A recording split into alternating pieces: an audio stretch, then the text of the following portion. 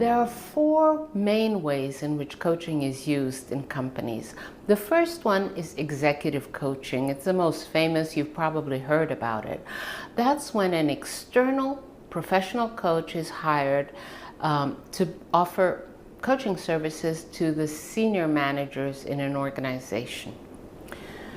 The second way that coaching is used is increasingly nowadays is by creating an internal coaching desk. That means that a staff member of the company who is trained in coaching skills will offer coaching services to all employees, either on a part-time or full-time basis, but that will be their main job. Of course, the second solution makes it easier to offer coaching to all levels of an organization and at a lower cost. The third way that coaching is used in organizations is by training leaders and managers to have coaching skills.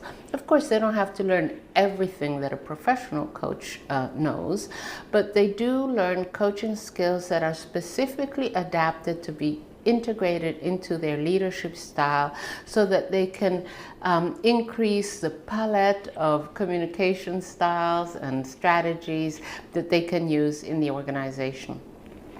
And the last way that coaching is used in organizations is when a coaching culture has developed across the organization. And in these situations, everybody is using a coaching approach. That means that everybody is using open-ended questions to explore topics. Everyone has been trained to be a good listener, and everyone knows the basic coaching tools which they use on one-to-one conversations or in group settings. So that's when a coaching culture is established and embedded in an organization.